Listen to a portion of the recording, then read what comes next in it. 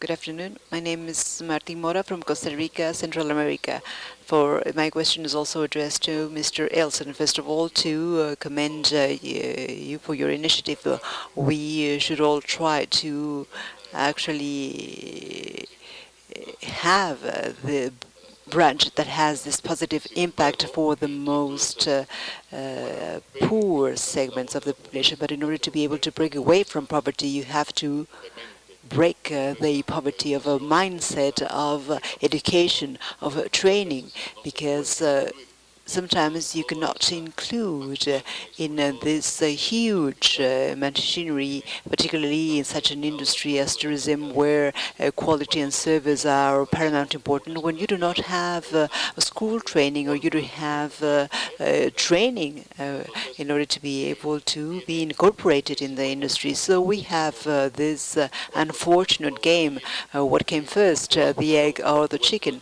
We cannot actually aspire to have a better position because I do not have the knowledge and I cannot have training, because in order to be able to survive, I have to keep on doing what I am doing right now.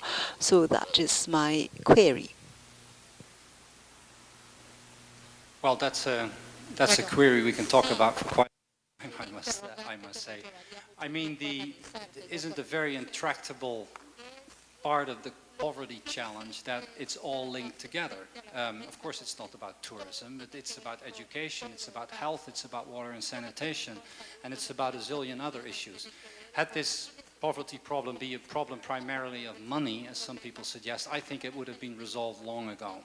But it's because there's so many different areas involved, and it's very different to address them all at the same time, or to address them even sequentially, not to speak of all the awful conflicts of interests, of course, where all kinds of elites are desperately trying to protect their own position. So I mean, it's people talk about fighting against poverty, and there is a lot of it's quite a big fight. In terms of education, which is the issue that you, I think, touched upon very clearly, interesting that you mentioned that.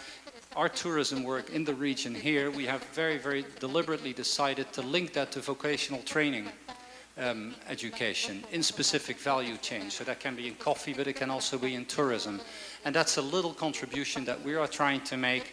But again, I think when you're in this business, humility is probably the most important thing that you need, because nobody is going to resolve this by him or herself. This is an effort where poor people need to take responsibility for their own development. The best that we can do is help them a little bit, and that's with the emphasis on a little bit.